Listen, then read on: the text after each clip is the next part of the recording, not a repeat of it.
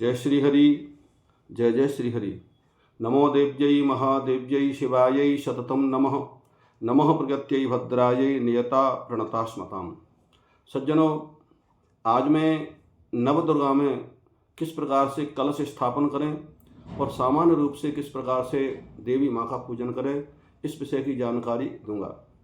देखिए, पूजा हमारे यहाँ दो प्रकार से होती है, जिसमें एक पूजा वैदिक विधि से होती है, एक पूजा पौराणिक विधि से होती है। वैदिक विधि से यदि पूजा करानी है किसी विद्वान ब्राह्मण आचार्य को बुला करके और पूर्ण विधि विधान से पूजा करावे, और सामान्य विधि से आपको यदि पूजा करनी है तो आपको मैं उसी की जानकारी आपको दे रहा हूँ कि सामान्य विधि से हम अपने घर में किस प्रकार से कलश स्थापन करें और किस प्रकार से पूजन करें। नवरात्रि में प्रथम दिन माने प्रतिपदा को प्रातःकाल स्नान करके शुद्ध होकर के जहाँ पे पूजा करनी है उस स्थान पर पूर्व मुख करके या उत्तर मुख करके विराजमान हो जाए और सुंदर आसन बिछावे और पूजा सामग्री अपने पास में रख ले। सर्वप्रथम अपने को पवित्र करे। मंत्र आता है तो ओम अपवित्रः पवित्रो वा सर्वावस्थांगतो विवा यह स्मरेत पुंडरीकाक्षम सवाय्याभ्यंतरः शुचि। ये मंत्र बोल करके अपने ऊपर जल छिड़के। मंत्र नहीं आता है तो कोई बात नहीं, भगवान विष्णु का स्मरण करते हुए अपने ऊपर जल छिड़के। इसके बाद में आचमन करे। ओम केशवाय नमः, ओम माधवाय नमः, ओम नारायणाय नमः और गोविंदाय नमो नमः कह करके हस्त प्रक्षालन करें। इतना करने के बाद में जहाँ पर आपको कलश स्थापन करना है वहाँ पर दीपक जलावे और दीपक का पूजन करें। फिर आप जहाँ कलश स्थापन करना है उस स्थान पर बैठे हैं भगवान गणेश का स्मरण करें, भगवान बटुक भैरव का स्मरण करें और दुर्गा मैया का स्मरण करें। जिस भूमि में कलश स्थापन करना चाहते हैं उस भूमि को पवित्र बनावे, भूमि का पूजन करें। वहाँ पर शुद्ध मिट्टी रखे और उसमें जौ बो दे। इसके बाद में किसी कुमारी कन्या का अर्थ होता है 2 वर्ष से लेकर के जो 10 वर्ष तक की कन्या होती है उसे कुमारी कन्या कहते हैं। कन्या के द्वारा ही कलश भरवावे और कलश को जौ के ऊपर रखे, कलश के कंठ में कलावा बांधे और स्वस्तिक बनावे। इसके बाद में कलश के अंदर फूल, चावल, रोली, सुपारी, हल्दी की गांठ, सप्तमृतिका और सिक्का, ये सब कलश के अंदर डालें। दूर्वा भी डालनी चाहिए। और उसके बाद में कलश के जो ढक्कन है या पात्र है पूर्ण करके, पूर्ण पात्र माने चावल से भरकर उसके ऊपर पात्र रखे। कलश के अंदर पंचपल्लव में बट का पत्ता, पीपल का पत्ता, आम का पत्ता, पाकर का पत्ता और जामुन का पत्ता होता है। यदि पंचपल्लव प्राप्त नहीं हो तो आम की टहनी ही आप उसके अंदर रखें और पूर्ण पात्र के ऊपर लाल वस्त्र में लिपटा हुआ नारियल को रखें। इतना करने के बाद में आप केवल एक छोटा सा मंत्र है ओम बम वरुणाय नमः, क्योंकि कलश के अंदर वरुण देवता का निवास होता है। ये मंत्र बोल करके चावल लेकर के वरुण देवता का आवाहन करें। इसके बाद में सज्जनों, कलश के पास में ही आप अखंड ज्योति प्रज्वलित करें। संभव हो तो शुद्ध गाय का देसी घी प्राप्त हो जाए तो बहुत अच्छा है, अन्यथा शुद्ध घी से आप अखंड ज्योति जलावें। शुद्ध घी यदि प्राप्त नहीं हो सकता है तो शुद्ध तिल का तेल भी आप इस्तेमाल कर सकते हैं और शुद्ध तिल के तेल में आप अखंड ज्योति जलावें। अखंड ज्योति के लिए आप नीचे किसी पात्र में अष्टदल कमल बनावें, उसके ऊपर लाल कपड़ा बिछावें, उसके ऊपर आप ज्योति को रखें और प्रज्वलित करके ज्योति का पूजन करें। कलश का भी पूजन करें। देखिए, पूजन आप पंचोपचार से भी कर सकते हैं, दशोपचार से भी कर सकते हैं और षोडशोपचार से भी कर सकते हैं।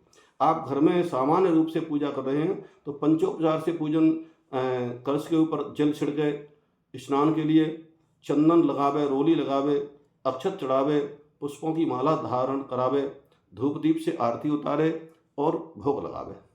ये सामान्य रूप से आप कलश का पूजन कर दें और ज्योति का भी पूजन कर दें। इसके बाद में कलश के ऊपर स्थान हो तो नहीं, उसी चौकी पर दुर्गा मैया की मूर्ति को स्थापित करें। मूर्ति ये धातु की है, सबसे बढ़िया है। नई मूर्ति लाए हैं तो उसकी प्राण प्रतिष्ठा करा लें। और मूर्ति को स्थापित करने के बाद में सर्वप्रथम सामान्य रूप से आपको पूजा करनी है तो मूर्ति को शुद्ध गंगाजल इत्यादि से स्नान करावे। उसके बाद में पंचामृत से स्नान करावे। पंचामृत में शुद्ध देसी गाय का दूध, दही, घी और शुद्ध शहद और शर्करा मिला करके और ये पंचामृत से माँ को स्नान करावे। फिर शुद्ध जल से स्नान करावे। इसके बाद में लाल वस्त्र माँ को धारण करावे और मस्तिष्क पर रोली का चंदन लगावे, चावल चढ़ावे, लाल फूलों की माला धारण करावे, धूप दीप से आरती उतारे। इसके बाद में पंचमेवा और फलों से माँ का सुंदर भोग लगावे। इस प्रकार पूजन करके माँ की स्तुति करे, माँ से प्रार्थना करे, ये विधि है।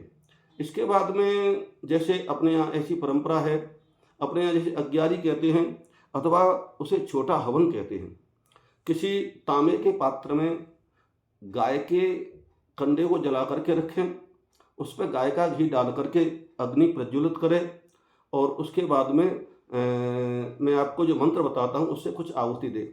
आहुति के लिए आप शुद्ध सामग्री जिसमें तिल का आधा चावल की आधी जौ, थोड़ी धूप और उसमें शुद्ध गाय का घी मिश्रित करें और बूरा, ये सब मिला करके सामग्री तैयार करें। सामग्री में पंचमेवा भी डालनी चाहिए।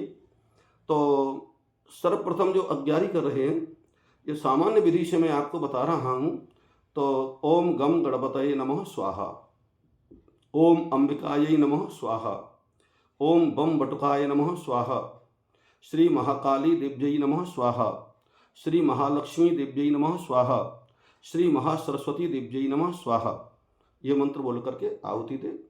इसके बाद में नवारण मंत्र से ओम ऐं ह्रीं क्लीं चामुंडायै विच्चे, ये नवारण मंत्र है। इस मंत्र से आप 5, 11, 21 से 108 आहुति दें, जितनी भी संभव हो आप आहुति दें। उसके बाद में जैसे 9 दिन में माता के अलग अलग रूप होते हैं, जैसा कि लिखा है प्रथमम शैलपुत्री च, द्वितीयम ब्रह्मचारिणी, तृतीयम चंद्रघंटेस्ति, कुष्मांडेर चतुर्थम, पंचमम स्कंदमातेति, षष्ठम कात्यायनीति च, सप्तमम कालरात्रि च, महागौरी चाष्टमम, नवमम सिद्धदात्री च, नव दुर्गा प्रकीर्तिता। ये मैया के 9 नाम है। तो एक बताशे में 2 लौंग लगा करके और घी में डुबो करके और माँ का ध्यान करके, जैसे पहले दिन आप पूजा कर रहे हैं तो शैलपुत्री देव्यै नमः स्वाहा बतासा छोड़ दे। दूसरे दिन पूजा करते हैं तो ब्रह्मचारिणी देव्यै नमः स्वाहा। इस प्रकार से 9 दिन अलग अलग देवी का स्मरण करके एक आहुति प्रदान करें और माँ का ध्यान स्मरण करें। तो ये मैंने आपको सामान्य रूप से, जो घर में सामान्य रूप से आप पूजा करना चाहते हैं तो इस प्रकार से आप पूजा करिए माँ की। और हम बड़े सौभाग्यशाली हैं। देखिए कलयुग में माँ की पूजा का बड़ा भारी महत्व होता है। यदि आप सही विधि से पूजा करेंगे तो माँ की कृपा से आपके घर में सभी कष्ट दूर हो जाएंगे, घर की सभी बाधाएं दूर हो जाएंगी और आपका हर मनोरथ पूर्ण हो जाएगा। बस मैं यही चाहता हूँ कि नवरात्रि में आप सही विधि से, और नहीं तो किसी विद्वान आचार्य को बुला करके और वैदिक विधि से आप कलश पूजन करा सकते हैं, कलश स्थापना करा सकते हैं और घर में दुर्गा पाठ भी करा सकते हैं। बस इतना ही कह करके मैं माँ के चरणों में कोटि कोटि प्रणाम करता हूँ और जय श्री हरि, जय जय श्री हरि, जय माई की।